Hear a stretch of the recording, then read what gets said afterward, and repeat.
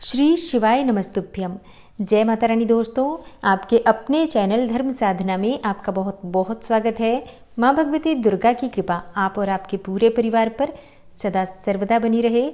दोस्तों, आज की वीडियो में मैं आपसे बात करने वाली हूँ पौष मास के कृष्ण पक्ष के प्रदोष व्रत के बारे में। त्रयोदशी की तिथि कब प्रारंभ हो रही है, कब समाप्त हो रही है, व्रत हमें कब धारण करना है और पूजा का यानी कि प्रदोष काल की पूजा का शुभ मुहूर्त क्या है। आज के दिन हमें किस प्रकार से भगवान शिव की पूजा आराधना करनी चाहिए, किन मंत्रों का जप करना चाहिए और आज कौन से उपाय करें, कौन सी वस्तुएं भगवान भोलेनाथ को अर्पित करें जिससे इस व्रत का संपूर्ण फल हमें प्राप्त हो, या फिर बिना व्रत किए भी पूजा कर रहे हैं तो आपको आपकी पूजा का संपूर्ण फल प्राप्त हो। आपकी जो भी मनोकामना हो, जिस भी मनोकामना के निमित्त आप व्रत धारण कर रहे हैं या पूजा कर रहे हैं, वो आपकी मनोकामना पूर्ण हो, इसके लिए आज विशेष क्या करना चाहिए, ये संपूर्ण जानकारी आपको आज की वीडियो में शेयर करने वाली हूँ। तो वीडियो को पूरा जरूर देखिए और अगर आपको आज की वीडियो अच्छी लगे तो इसे लाइक भी जरूर कीजिए।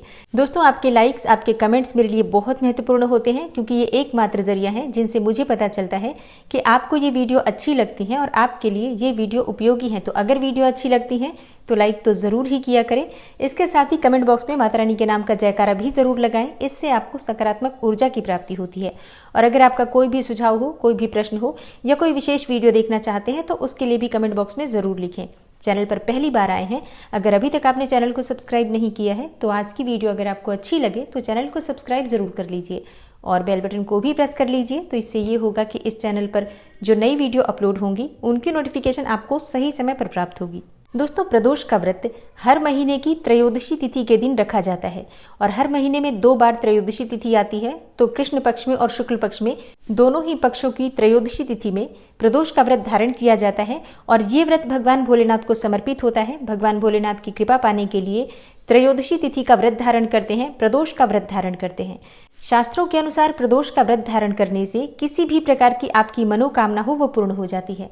जन्म कुंडली में चंद्रमा अगर कमजोर स्थिति में होता है, जैसे कि चंद्रमा राहु के साथ हो, केतु के साथ हो या फिर शनि के साथ हो या इनसे दृष्ट हो, तो ऐसी अवस्था में प्रदोष का व्रत धारण करके या बिना व्रत किए भी भगवान भोलेनाथ की पूजा आराधना करना प्रदोष व्रत के दिन, विशेषकर प्रदोष काल में बहुत श्रेष्ठ माना जाता है। इससे जन्म कुंडली का चंद्रमा अच्छा होता है और आपको सुखों की प्राप्ति होती है, मन आपका शांत रहता है।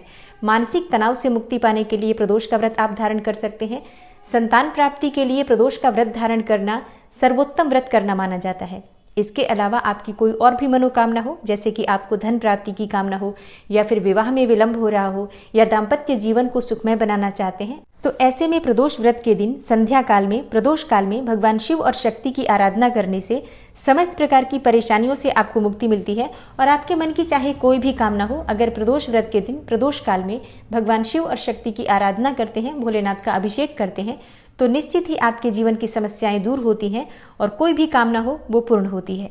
तो जो भक्त प्रदोष का व्रत धारण करते हैं अत्यंत ही श्रेष्ठ है। लेकिन अगर आप किसी भी कारणवश व्रत नहीं कर पाते हैं तो भी आज के दिन आपको भगवान भोलेनाथ की पूजा जरूर करनी चाहिए, उनके मंत्रों का जप करना चाहिए और घर के आसपास कोई भी शिव का मंदिर हो, शिवालय हो, तो वहां जाकर भगवान भोलेनाथ का अभिषेक आपको करना चाहिए। अभिषेक के लिए आप चाहें तो कच्चा दूध ले सकते हैं, पंचामृत ले सकते हैं या फिर गंगा जल, शुद्ध जल मिलाकर भगवान भोलेनाथ को अगर आप अर्पित करते हैं तो निश्चित ही भगवान भोलेनाथ और माता पार्वती की कृपा आपको प्राप्त होती है और आपके मन की समस्त कामनाएं पूर्ण होती हैं।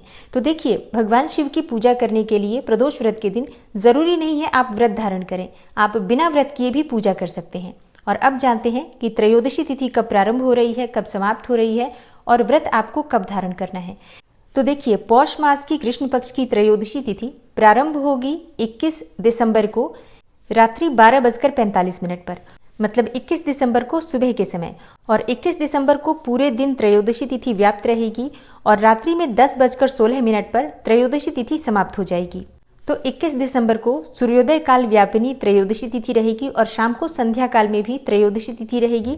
इसलिए 21 दिसंबर 2022 बुधवार के दिन प्रदोष का व्रत धारण किया जाएगा और बुधवार का प्रदोष सौम्य प्रदोष माना जाता है।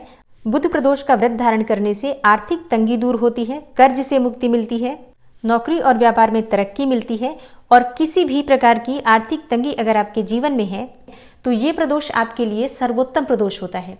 और जैसा कि आप सभी जानते हैं, बुधवार का दिन भगवान गणेश को समर्पित होता है।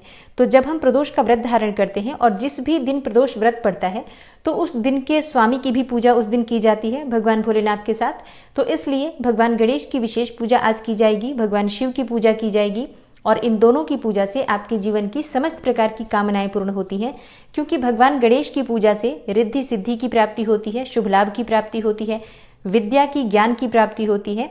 तो बुध प्रदोष के दिन भगवान गणेश और भगवान शिव की पूजा से इन सभी प्रकार की समस्याओं से आपको मुक्ति मिलती है। और प्रदोष व्रत के दिन प्रदोष काल की पूजा का विशेष महत्व होता है। तो प्रदोष काल की पूजा का शुभ मुहूर्त आप नोट कर लीजिए। 21 दिसंबर की शाम को 5:29 से रात्रि 8:13 तक प्रदोष काल की पूजा का शुभ मुहूर्त होगा। और अब जानते हैं व्रत के नियम और पूजा विधि के बारे में। तो देखिए, अगर आप प्रदोष का व्रत धारण करना चाहते हैं तो प्रातःकाल जल्दी उठेंगे, सूर्योदय से पहले उठकर नित्य क्रिया से निवृत्त होकर स्नान कीजिए। स्नान करने के बाद सबसे पहले भगवान सूर्यदेव को जल अर्पित करना चाहिए। उसके बाद अपने घर के मंदिर में आ जाइए। भगवान शिव और गणेश और माता पार्वती इन तीनों की विधिवत पूजा आराधना करनी है। तो घर के मंदिर में एक शुद्ध घी का दीपक प्रज्वलित करके अगर आप व्रत कर रहे हैं तो व्रत का संकल्प ले लीजिए कि आज आप पौष मास की त्रयोदशी तिथि मतलब प्रदोष का व्रत धारण कर रहे हैं। और अगर आपकी कोई मनोकामना है जिसके निमित्त आप ये व्रत धारण कर रहे हैं तो अपनी मनोकामना भी भगवान भोलेनाथ से कहिए और उनसे पूर्ण करने के लिए प्रार्थना कीजिए। व्रत में पूजा पाठ में किसी भी प्रकार की जाने अनजाने गलती हो जाती है तो उसके लिए क्षमा प्रार्थना कर लीजिए। अब आपका व्रत प्रारंभ हो जाता है। इसके बाद आप विधि विधान से भगवान शिव की पूजा आराधना कर सकते हैं। जैसे कि अगर आपके पास शिवलिंग है तो आप शिवलिंग का अभिषेक कर सकते हैं कच्चे दूध से, जल से या फिर पंचामृत से, जो भी चीजें आपके पास उपलब्ध हो। और शिवलिंग नहीं है तो आप फोटो की भी पूजा कर सकते हैं। धूप, दीप, नैवेद्य, अक्षत, पुष्प, ये सभी चीजें भगवान भोलेनाथ को अर्पित कीजिए। भांग, धतूरा, बिल्वपत्र, जो भी वस्तुएं आपके पास उपलब्ध है उनसे भगवान भोलेनाथ की विधिवत पूजा आराधना कीजिए। ओम नमः शिवाय इस मंत्र का उच्चारण करते हुए पूजा करना चाहिए। आप चाहें तो महामृत्युंजय मंत्र का जप कर सकते हैं या फिर शिव सहस्त्र नाम का पाठ कर सकते हैं। और भी भगवान भोलेनाथ के जो भी मंत्र या स्तोत्र हैं आप उनमें से किसी भी स्तोत्र का या मंत्र का जप कर सकते हैं। तो सुबह की पूजा संक्षिप्त पूजा होती है जिसमें आप व्रत का संकल्प लेते हैं और पंचोपचार विधि से भगवान भोलेनाथ की पूजा आराधना करते हैं। दिन भर आपको व्रत धारण करना है। व्रत में आप चाहे तो फलाहार कर सकते हैं। बहुत से भक्त निर्जल भी ये व्रत धारण करते हैं। तो जैसे आपने ये व्रत शुरू किया है या जिस भी प्रकार से आपकी शारीरिक क्षमता है आप व्रत कर सकते हैं। अगर आप प्रदोष का व्रत फलाहार से कर रहे हैं तो आप फल खा सकते हैं, कोई सा भी फल खा सकते हैं, दूध ले सकते हैं, जूस ले सकते हैं, फलों का रस ले सकते हैं, चाय पी सकते हैं। इस प्रकार से फलाहार और जलाहार के द्वारा प्रदोष का व्रत धारण कर सकते हैं। और शाम के समय प्रदोष काल में आपको विशेष पूजा करनी है भगवान शिव की। तो इसके लिए आप सबसे पहले स्नान कर लीजिए या फिर हाथ पांव मुंह धोकर वस्त्र बदल लीजिए। इसके बाद अगर आप चाहें तो घर के आसपास कोई मंदिर हो, कोई शिवालय हो तो वहां जाकर भगवान शिव की पूजा आराधना कर सकते हैं। और अगर आप मंदिर नहीं जा पाते हैं तो अपने घर में भी भगवान शिव की अगर प्रतिमा है, फोटो है या फिर शिवलिंग है तो आप उनकी विधिवत पूजा आराधना कर सकते हैं। देखिए, मंदिर जाकर पूजा करना सर्वश्रेष्ठ होता है, लेकिन अगर आप मंदिर नहीं जा पाते हैं किसी भी कारणवश तो परेशान होने की आवश्यकता नहीं है। जहां पर आप श्रद्धा भाव से भगवान शिव की पूजा करेंगे वहीं पर भगवान शिव की कृपा आपको प्राप्त हो जाती है। तो घर में भी पूजा कर सकते हैं। आप चाहें तो अलग से चौकी लगाकर भगवान शिव की प्रतिमा उस पर विराजमान करके पूजा कर सकते हैं या फिर जहां पर भगवान शिव की फोटो विराजमान है आपके घर के मंदिर में वहीं पर पूजा कर सकते हैं। जिस भी प्रकार से आपकी इच्छा हो आप भगवान शिव की पूजा आराधना कीजिए। और भगवान शिव की पूजा के लिए जो सामग्री चाहिए होती है आप सभी को पता है, भांग, धतूरा, बिल्वपत्र, अक्षत, सफेद चंदन, भस्म और सफेद जनेऊ होता है यज्ञोपवीत जो भगवान शिव को अर्पित किया जाता है। तो ये सभी चीजें एकत्र कर लीजिए। फल अपनी इच्छा के अनुसार आप ले सकते हैं। जो भी सीजनल फ्रूट्स होते हैं वो भगवान शिव को समर्पित किए जाते हैं। और इसके अलावा आप चाहें तो चावल और दूध की खीर बना सकते हैं, दूध की मिठाई ले सकते हैं। सफेद मिठाइयाँ भगवान शिव को प्रिय होती हैं तो आप चाहें तो दूध से मिठाई बनाकर भी भगवान शिव को अर्पित कर सकते हैं या फिर खीर बनाकर भी अर्पित कर सकते हैं। और ये सभी चीज़ें अगर आपके पास उपलब्ध नहीं है तो ऐसे में आप मिश्री, गुड़, बतासा, जो भी चीज़ें आपके पास उपलब्ध है भगवान शिव को अर्पित करके उनसे प्रार्थना कीजिए कि आपकी पूजा, आपका व्रत और आपकी प्रार्थना भगवान शिव स्वीकार करें। और व्रत में, पूजा पाठ में कोई भी भूल चूक हुई हो तो उसके लिए क्षमा प्रार्थना कर लीजिए। शाम की पूजा और सुबह की पूजा दोनों समय भगवान शिव की आरती जरूर कीजिए। हो सके तो कपूर से आरती कीजिए। वैसे शिव की आरती कपूर से ही की जाती है, लेकिन अगर आपके पास कपूर भी उपलब्ध ना हो तो देशी घी के दीपक से भी आप भगवान शिव की आरती कर सकते हैं।